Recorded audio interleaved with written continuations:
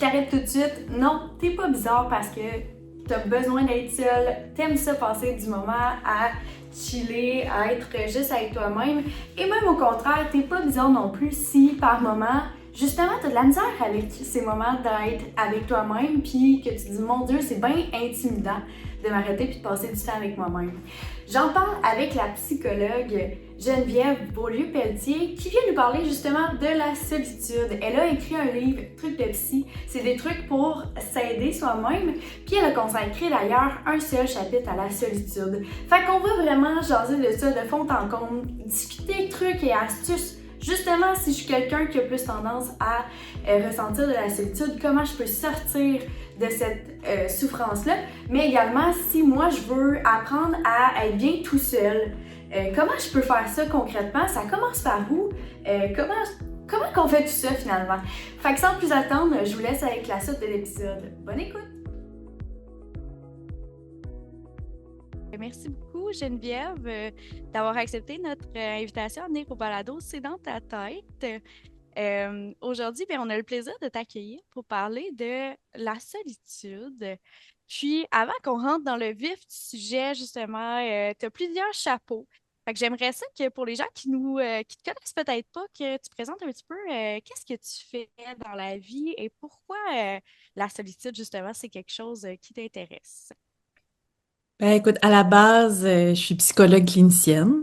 Je travaille auprès d'adultes qui présentent différents enjeux, que ce soit enjeux de personnalité, des troubles en lien avec l'humeur, des troubles anxieux. Donc, quand même une pratique assez large. Je suis aussi conférencière, formatrice. J'ai beaucoup investi la vulgarisation. Donc, j'aime beaucoup parler de concepts en psychologie. Donc, très présente dans les médias, les balados, à la télé, pour justement pouvoir aborder tellement de sujets qui nous touchent, qui parlent de ce qu'on est, de ce qu'on aspire, de ce qu'on vit. Donc ça, c'est beaucoup la portion vulgarisation. Puis à travers ça aussi, ben, j'ai écrit le livre Trucs de psy, guide pratique pour s'aider soi-même. Et notamment, j'y aborde la solitude. Donc c'est un sujet, la solitude, qui est tellement important parce que ben, on est des êtres sociaux. Puis ce rapport-là, la solitude, est particulier. Donc, je pense que c'est d'autant plus important de s'y attarder. Bien, certainement. Puis, ça m'emmène justement à ma première question parce que ce qu'on observe beaucoup, c'est que plus ça va, plus on a ce rapport-là qui change avec la solitude. Tu sais, bon, d'une part, on a ce discours-là où est-ce qu'effectivement, il vaut mieux pas s'isoler.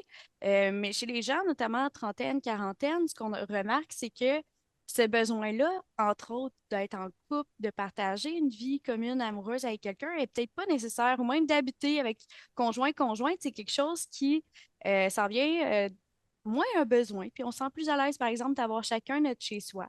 Puis pourtant, la solitude, on a l'habitude d'en parler comme étant quelque chose de plus négatif.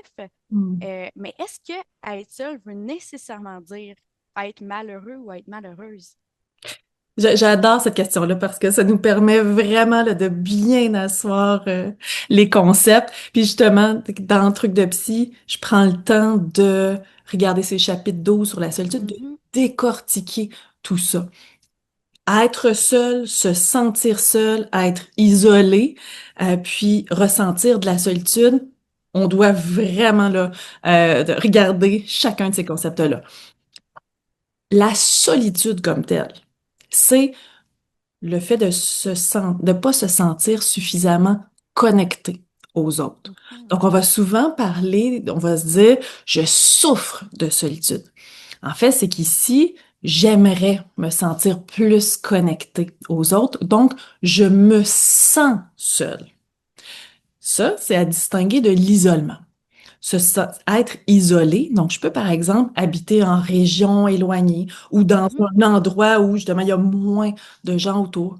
Je peux être, que ce soit une personne âgée ou une personne qui au niveau physique a moins la capacité de sortir de chez lui. Donc euh, je suis plus isolée physiquement dans ce cas-ci par exemple. Donc il y a des contraintes qui font en sorte que on, on on est isolé, Mhm. mais est-ce que ça veut dire qu'on ressent de la solitude? Pas nécessairement. Donc, quand on est isolé, c'est que d'une certaine façon, euh, on est maintenu à l'écart. Donc, comme par exemple l'idée, si je suis maintenue à l'écart parce que je me fais intimider à l'école, puis que je suis rejetée, ben, il y a fort à parier que ça va être difficile d'entretenir des relations. Donc, ça se Mhm. peut que le risque de solitude soit plus grand. Mais par contre, je peux être isolée et pas ressentir de solitude. Si je suis en région éloignée, par exemple, mais que j'ai des liens significatifs suffisants, puis pas besoin que ça soit plein de liens, là, quelques relations significatives suffisent pour que je ne ressente pas de solitude. Donc, ça, c'est important. Puis être seul, ben, c'est d'être capable aussi de pouvoir prendre des moments seul. Donc, ça veut pas dire que je souffre de solitude. Je peux être très bien entourée, avoir des amis significatifs, des collègues avec qui je m'entends très bien. Je peux être en couple. Donc, avoir ces différentes relations-là qui sont importantes, mais je peux choisir de vivre des moments seuls, donc être seul. C'est une capacité, hein. Donc développer la Mhm. capacité à être seul. Donc, je dirais en gros, là, c'est cette idée-là. La solitude, c'est que la connexion aux autres, elle n'est Elle pas se fait pas. suffisante. Ouais, c'est pas assez. J'aimerais mieux avoir plus de liens significatifs, une plus grande connexion. L'isolement, c'est être maintenu à l'écart, donc pas avoir cette facilité hein, de pouvoir créer ces contacts-là. Puis être seul, on n'est pas dans la solitude. Hein. Donc, puis, Mhm. on peut, comme je disais, on peut avoir certaines configurations à travers ça. L'important derrière, c'est comment je me sens. Si je me sens seule, là, on va être dans la solitude. OK. Ben, c'est une belle, ouais, c'est une belle compréhension de tout ça. Je me demande justement si moi, justement, je suis bien seule, euh, je suis vraiment bien seule, est-ce qu'il y a certains risques à justement, éventuellement, m'isoler du reste du monde, tu sais, à me mettre un peu de côté, me mettre à l'écart, de vivre ce moment-là où est-ce que, je sais pas comment l'expliquer parce que je me dis c'est tellement, il faut développer cette habitude-là à être bien aussi avec soi-même, mais est-ce qu'il y a un certain danger à devenir trop bien dans ces moments-là qu'on a avec soi-même? Mais il faut toujours en revenir à comment je me sens. Donc, on n'a pas, chacun, là, on va être en connexion avec un nombre différent de personnes. Mhm. Moi, je peux être quelqu'un qui a plusieurs relations significatives ou qui a ce plus grand besoin-là, alors que, non, pour d'autres, c'est dire, non, moi, j'aime avoir une, deux personnes significatives et c'est suffisant. L'important derrière, c'est comment est-ce que je me sens? Est-ce que je me sens nourrie dans ces relations-là? Si la réponse est oui, ben écoute, c'est suffisant. Donc, je n'ai pas à rechercher davantage, à sortir de ces moments ceux-là. Il y a un bel équilibre qui est là. Par contre, peu importe que j'ai beaucoup ou pas beaucoup de gens dans mon entourage, si j'ai l'impression que, bon, je les vois, mais qu'il me manque à mon quotidien des moments d'échange, de complicité. Mhm. Si je sens l'élan de faire, hey, j'aimerais ça parler, par exemple, je vais dans une soirée puis j'aimerais tellement créer contact, je me rends compte que j'y arrive pas. Soit parce que pendant la soirée, j'ai de la difficulté à aller vers l'autre, ou encore parce que finalement, je décide de même pas y aller. Parce que j'ai peut-être Mhm. certaines peurs qui me retiennent. Donc là, je suis en train de baigner dans un contexte où tranquillement, je suis peut-être en train de me retenir, de créer des liens qui pourtant je sens en ce moment-là que ça me ferait du bien, que j'aimerais ça. Donc de revenir vraiment à est-ce que j'ai des relations qui me nourrissent? Est-ce Mhm. que je sens que ça me ferait du bien d'être davantage ouvert aux autres? Et aussi de se poser cette question-là à plusieurs moments. Ça se peut très bien que ces temps-ci, la réponse, ça soit que hey, moi, ça me fait plaisir d'être avec tel ami. C'est suffisant. Peut-être que dans quelques mois, je vais ressentir un besoin un peu plus grand et c'est correct, là. Tu sais, une vie qui bouge, là, Oui, ben oui. nos émotions changent, nos besoins changent, là. D'être très connecté à ça, c'est une belle façon de savoir, coudonc, est-ce que je suis en train de m'isoler ou non, tu sais, c'est que je suis suffisamment nourrie, puis c'est assez. Mhm. Puis, tu sais, justement, ce sentiment-là de solitude, on le met, c'est quelque chose, ça vient d'une question de feeling. Est-ce que je suis bien? Est-ce que je suis assez nourrie des relations qui m'entourent? Est-ce que j'ai assez de relations, justement, autour de moi pour nourrir ça? Souvent, on parle d'un concept de solitude choisie versus solitude subie. C'est quelque chose que tu utilises ou ça vient plutôt d'autres types de solitude? Ben, écoute, dans le fond, la solitude choisie, c'est ce qu'on pourrait dire, c'est je choisis des moments où j'ai envie d'être seule. Mhm. C'est vraiment ça. Donc, c'est là où je nuancerais. Tu sais, quand on parle de la solitude comme tel le terme, on réfère plus au fait que je me sens pas connectée, je me Ouais. sens seule. Alors, je ferais cette distinction-là de dire, ben, écoute, dans le fond, est-ce que je choisis d'être seule, Mhm. de créer ces moments-là où j'ai des connexions, j'ai des liens, mais ça me fait du bien de prendre des moments pour moi, versus là, dans la solitude de subie, là, on Oui. serait plus c'est là où le terme serait très bien utilisé. C'est de dire, c'est subi, j'aimerais ça en avoir plus de liens, Mhm. de contacts, de connexions, de complicité. Euh, mais ça y est pas. Donc, je subis. Je me sens à la limite un peu impuissant face à tout ça. Mhm. J'arrive pas à connecter. Ouais, puis face à ce sentiment d'impuissance-là, je peux faire quoi? Mettons concrètement un pas concret que je pourrais faire dès maintenant si je me rends compte que justement je suis dans je ressens de la solitude. Ben, déjà, de se demander euh, qu'est-ce qui alimente ça? Hein? Donc, tout simplement, est-ce que j'ai, par exemple, certaines croyances qui me limitent? Je t'en donne une classique de se dire, j'ai peur de déranger. Hein, donc, Mhm. j'appellerai pas ou je contacterai pas la personne, j'ai peur de déranger. C'est sûr que que j'ai cette pensée-là limitante, ça va rendre les connexions beaucoup plus difficiles. Ou encore, est-ce que j'ai, par exemple, des enjeux d'abandon? Si j'ai peur d'être rejetée, si j'ai peur de pas être appréciée, si j'ai peur que l'autre dise, ben non, ça me tente pas, hein, d'aller prendre un Mhm. café avec toi. Donc, ça, c'est le genre de pensée, de façon de fonctionner qui sont très ancrées en nous. On doit réfléchir à ça. Plus je suis capable de me voir aller, de voir c'est quoi les pensées qui me retiennent, plus ça, j'ai un pouvoir pour pouvoir changer. C'est incroyable parce que du moment où je me vois réfléchir, je peux avoir une grande prise sur mes pensées. Et donc là, je peux davantage sortir de l'impuissance. Fait que ça, c'est au niveau des pensées, mais d'une façon très, très concrète, je pense que de se dire, allons-y un petit peu à la fois. Mhm. Mouillons-nous un petit peu. Fait que ce soit d'aller, tu t'en vas faire une course, puis tu parles un peu avec la personne qui est derrière le comptoir, par exemple. Est-ce que ça veut dire que c'est un lien significatif qui va changer ta journée? Pas nécessairement, mais cette petite interaction-là te fait quand même sentir en contact, Mhm. te muscle, hein, c'est comme si Oui, oui. ça renforce le muscle du contact social. Ça fait en sorte que ces brefs échanges-là font du bien. Juste la première image qui me vient, tu sais, hier, je suis allée à la boulangerie, puis j'ai passé un 10 minutes là-bas. Et ma commande, c'était bien facile, très rapide, des baguettes, tu sais, mais le temps, juste passé à échanger, de discuter de la série des Canadiens en ce moment, puis ci, puis ça.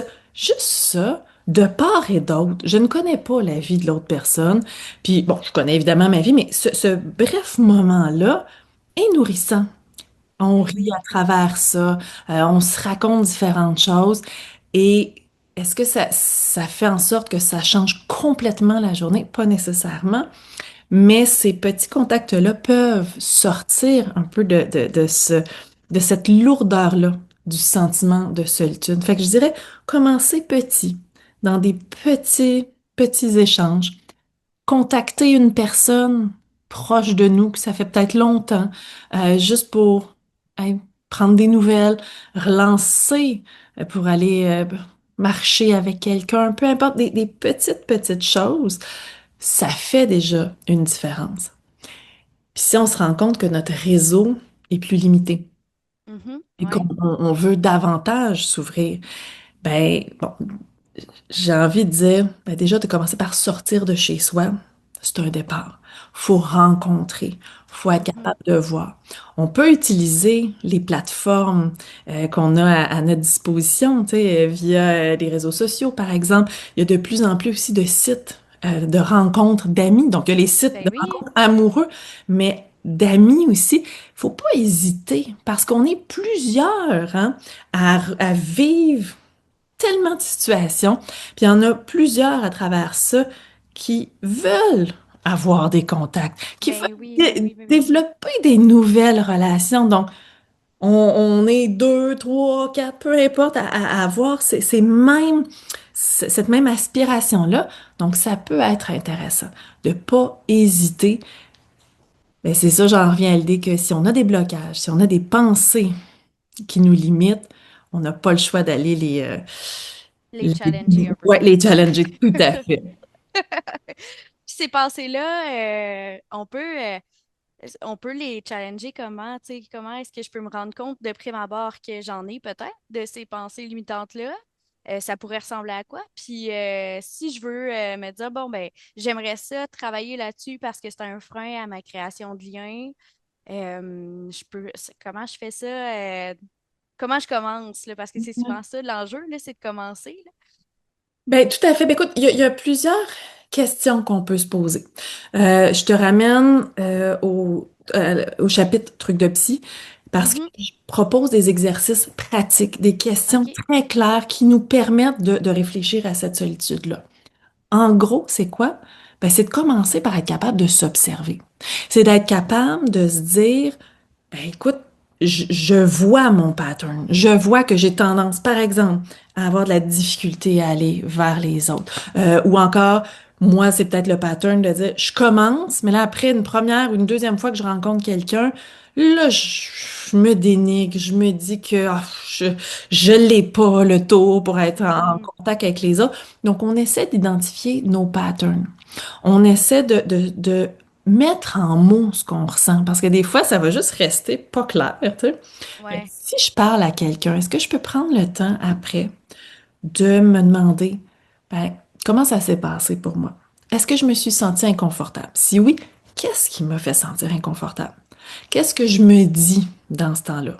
C'est quoi les petites voix que je Mhm. me dis, tu sais, quelles sont les pensées que je me dis moi-même? Est-ce que je me critique? Si oui, c'est quoi? De ne pas hésiter, ça peut être de le mettre par écrit, de le verbaliser. L'important, c'est que plus on met des mots, moins cette pression-là intérieure des émotions, de l'inconfort, du mal-être, de nos peurs, moins ça va pousser parce que ça pousse, parce que c'est là, puis souvent on n'écoute pas comment on se sent. Ouais. Fait que là, si je suis juste en train d'écouter ma voix qui me dit, hey, encore une fois, t'as trop parlé. Encore une fois, tu vois, ça, je t'ai fait fuir l'autre personne. Je l'écoute, cette voix-là, Mhm. qui est, Mais je la nourris. ben, tout à fait. Puis je suis pas du tout en train de la contourner, je suis pas en train d'apprendre de ça. Puis très souvent, ce qu'on va se dire, ce qu'on va avoir comme pensée, puis notre discours, ben, c'est issu de notre histoire. Donc, qu'est-ce que j'ai Mhm. vécu jusqu'à maintenant? Qu'est-ce qui fait en sorte que, par exemple, j'ai peur de l'abandon à ce point-là, ou j'ai peur de pas connecter, ou que j'ai peur d'être jugée. Donc, de repasser au travers de son histoire pour essayer de voir qu'est-ce qui fait en sorte que je pense ça aujourd'hui? Ben, ça peut faire en sorte que tranquillement, je vais en venir à briser mes patterns. Mhm. Je trouve ça intéressant parce que je me dis, tu sais, il y a ce pattern-là où est-ce que, bon, les gens vont avoir une certaine difficulté à créer des liens pour différentes raisons, mais il y a comme aussi un autre phénomène où est-ce qu'il y a certaines personnes qui doivent être constamment entourées. Puis le Oui. fait d'être seul devient anxiogène, puis c'est comme, faut soit que je fasse quelque chose parce que sinon je pense trop, puis, ou faut constamment que je sois entourée de gens, sinon je panique, comme je me sens vraiment pas bien. Bon, j'imagine que ce qui explique ça, c'est notre histoire de vie, mais si je suis dans cette situation-là, où est-ce que je me rends compte de, OK, je me rends compte qu'il faut toujours que je sois entourée, sinon je suis vraiment pas bien, comment je peux tranquillement apprivoiser ces moments seuls-là, parce que c'est tout à fait sain d'avoir ces moments-là avec nous-mêmes, Oui. là? En fait, Fait, les sains sont importants, ces moments-là. mhm, On a beau être dans un couple où tout va bien, ou avoir des amis qui, tu sais, qu'on est proches, puis on a besoin de ces moments-là. Puis c'est sûr que de les apprivoiser, ça commence par se pratiquer un petit peu à la fois. mhm. Donc, ça peut être d'être seul avec soi-même pendant, on commence par 1 minute, 3 minutes, 5 minutes. Tu sais, on y va progressivement avec aucune attente, en étant juste concentré sur soi-même. Mais tu as tout à fait raison. Très souvent, on va être dans une espèce de flot relationnel parce que c'est dur d'être en contact avec soi-même. Être en contact avec soi-même réellement, c'est être confronté à ce qu'on pense, à ce qu'on Ouais. ressent, à nos pensées. C'est parfois être confronté à un vide intérieur qu'on va boucher de plein de façons. Fait que ça peut être de les boucher à travers nos relations. Donc, on Mhm. comble ce vide-là avec plein de contacts. Il y en a d'autres que ça va être avec plein d'activités. Il y en a d'autres que ça va être via la consommation. Il y en a d'autres que ça va être via l'engourdissement, par exemple, en regardant des séries en rafale. Tu sais, il y a plein de bouchons que, comme être humain, on utilise Ben oui. pour ne pas être face à ce vide intérieur-là et je dirais pour ne pas faire face non plus à qui on est, tout simplement. Parce que ça Mhm. peut être confrontant. Des fois, on ne sait plus qui on est non plus. On s'est perdu en chemin. Donc, c'est sûr que ça fait peur. Fait Ben que oui, ben oui, ben oui. être seul, c'est ça que je vais appréhender, là. Si c'est ce qui Mhm. m'attend, je vais peut-être en avoir peur. Donc, c'est sûr que de le pratiquer un petit peu à la fois, de se dire, moi, je ferme mes écrans, pas de stimulation là, autour, puis je vais commencer par juste être avec moi-même 1 minute. Il y a des pensées qui vont être là, il y a des émotions. Est-ce que j'y accorde plein d'intérêt ou d'attention à ce moment-là? Commençons juste tout simplement par se voir aller se regrounder dans notre corps, dans l'ici maintenant. Puis tranquillement, oui, on va les voir, ces pensées-là. On va les ressentir, ces émotions-là. Peu à peu, on sera plus capable d'y faire face, puis de voir que, écoute, ils sont pas si menaçants que ça, finalement. Tu sais, ou ils sont pas, Mhm. les angoisses qui vont émerger sont pas si menaçantes. Mais c'est que tant qu'on y va pas, on le bloque, on s'en protège, puis justement, on s'étourdit avec plusieurs relations. Donc, puis je dirais aussi, tu sais, de regarder sa semaine, de prendre un recul. Puis si, par exemple, bon, je travaille énormément, je m'occupe l'esprit, puis la fin de semaine, ma fin de semaine est bouquée au grand complet tu sais, d'activités sociales, puis mes soirs aussi. Est-ce que je peux peut-être en enlever une soirée cette semaine ou une Mhm. activité? Je le remplace par quelque chose qui me fait du bien, par quelque chose qui est moi, par quelque chose qui me ressemble. Et ça pourra être le début de belles découvertes. C'est sûr qu'au début, ça va être inconfortable d'être avec soi-même. Ben Euh, oui. puis Mhm. c'est correct. On va développer cette tolérance-là peu à peu. Mhm. Ben certainement. Ça me vient à ma dernière question, plus concernant cet équilibre-là, justement, parce que idéalement, tu sais, c'est pas d'être complètement seul, puis c'est pas d'être complètement toujours bouclé non plus. Si tu avais un conseil, un pas, ou une phrase, peu importe comment, l'inspiration du moment, mais pour quelqu'un justement qui voudrait tendre vers ce meilleur équilibre-là, puis de se rendre compte de quand peut-être il diverge, pardon, d'un extrême à l'autre, comment est-ce qu'on pourrait revenir un petit peu vers un meilleur équilibre là, entre ces moments seuls puis ces moments où est-ce qu'on est entouré de personnes qui nous fait du bien. De se connecter à soi, de rester connecté à ce qui nous fait du bien, ce qui nous fait plaisir. Donc, si j'ai envie de faire une activité qui est avec une autre personne, puis que je vois que ça me nourrit, ça me fait du bien, puis j'ai du plaisir, parfait. Puis si j'arrive à d'autres moments où je suis seule, est-ce que j'arrive à prendre plaisir? Sinon, je Mhm. peux peut-être essayer de trouver quelque chose qui me correspond plus. Puis si oui, tant mieux, je vais le savourer. Mais ça revient aussi à regarder nos relations autour de nous. Est-ce que les Mhm. relations qui sont en place me nourrissent réellement? Est-ce que j'ai un ménage à faire dans ces relations-là?